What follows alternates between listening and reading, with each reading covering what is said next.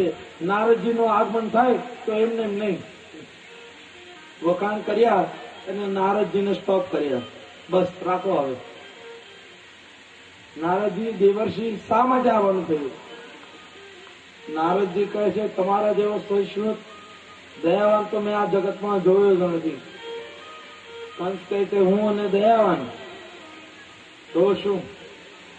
તમને તો છે ને રાજન સાવ ભોળા છો. કંસ કહે હું અને ભોળો? હા ભોળા જ. અત્યારે જેનું પ્રમાણ મળી ગયું. કંસ કહે કઈ રીતે? આ તમે બાળકને છોડી દીધો એવી રીતે. નારદજી સમજાવે છે, કંસ તો સમજે છે મેં બાળકને છોડી દીધો એટલે હું દયાવાન થઈ ગયો, સહિષ્ણુ થઈ ગયો, ભોળો થઈ ગયો. નારદજી કહે ઠીક વિચારો છો કંસજી, ઠીક વિચારો. આ તો દેવોની ચાલ છે.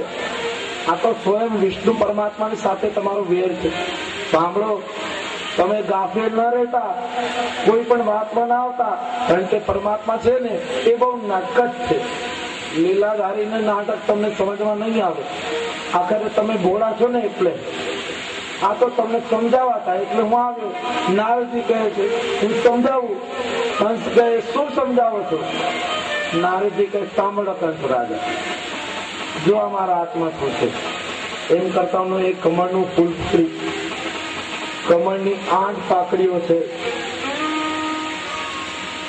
નારદજીએ પેલી પાકડી પકડી, 1 2 3 4 5 6 7 અને 8. આ જે મેં પકડી એ 8નું થઈ? બોલે હા. હવે નારદજીએ હાથ બદલ્યો અને બીજી પાકડી પકડી, 1 2 3 4 5 6 7 અને 8. આ થઈ 8મી? બોલે હા. ફરી નારદજી કહે છે મારી સમજાવવાની ફરજ હતી, મેં સમજાવ્યા. હવે કંસજી તમારે સમજવું હોય તો સમજો. કંસ સમજી ગયો. દોટાનો કછોટો વાળ્યો, આંખો લાલ કરી ક્રોધાવેશમાં આવ્યો, પોતાના મ્યાનમાંથી ખડકમાં બહાર કાઢ્યું.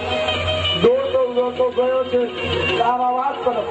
કારાવાસની અંદર જઈને જ્યાં દેવકીજી વિરાજમાન, હાથમાં જ્યાં પુત્ર છે તે પુત્રને લીધો, ગુમાવ્યો અને ફેંક્યો છે. સામે દિવાલ ઉપર જ્યાં ફેંક્યો ત્યાં પુત્ર મરાયો. જે લોહીના છાંટા હતા દેવકી અને વસુદેવજી ઉપર ઉડ્યા. દેવકીજી રુદન કરવા લાગ્યા, ભાઈ આ શું કર્યું? દેવકી હું કોઈ પણ જાતનો રિસ્ક લેવા માંગતો નથી. આમાંથી કયો આત્મા હોય, કયો મારો શત્રુ હોય એ ખબર નહીં. માટે જેટલા પુત્ર થશે તે બધાને હું આવી જ રીતે મારી નાખીશ. દેવકીજી ફરી પાછા રુદન કરે. વાતનું જ્ઞાન કરાવ્યું છે નારદજીએ પરમાત્માને કહ્યું છે પ્રભુ મેં જે કહ્યું બરાબર કર્યું. પરમાત્મા કહે છે ઠીક છે નારદજી, આ લીલા નટનાગરની લીલા છે જેમાં નારદજી સાથ આપે છે. 6 બાળ હત્યા કરવાની, ત્યારે કંસના પાપનો ઘડો ઘડો ભરાય અને ત્યારે પરમાત્માનો પ્રાદુર્ભાવ શક્ય બને. એક પછી એક સુખદેવજી મહારાજ રાજા પરીક્ષિતને કથા કહે, સાંભળો રાજન, આ રીતે એક પછી એક બાળ હત્યા કરતો જ રહ્યો છે કંસ. પાપનો ઘડો ભરાવા લાગ્યો. દેવતાઓ આવીને પ્રાર્થના કરે, હે વિભુ, હે પ્રભુ, ભક્તો પધારી, ભક્તો પધારી. પરમાત્મા કહે છે હવે મારો અવતાર લેવાનું કાર્ય સિદ્ધ થયું. હે દેવતાઓ નિશ્ચિત થઈ જાઓ, હવે હું જરૂર આવીશ. ત્યાં પરમાત્માએ પોતાનો લીલા નટનાગરે પોતે આવવાનો માર્ગ સુગમ બનાવે, સરળ બનાવે. પ્રથમ તો બોલાવી છે માયાને બોલાવીને કહ્યું છે માયા તમારી વગર લીલા કઈ રીતે કરું? અત્યારે દેવકીજીના ગર્ભમાં જે ફલી રહ્યો છે 7મો ગર્ભ, એ 7મા ગર્ભનું સંકર્ષણ કરો અને વસુદેવજીની બીજી પત્ની રોહિણીજી જે નંદગામમાં રહે છે એ રોહિણીજીના ગર્ભમાં પ્રસ્થાપિત કરો. ત્યારબાદ તમે આવજો યશોદાજી થકી અને હું આવીશ દેવકીજી થકી.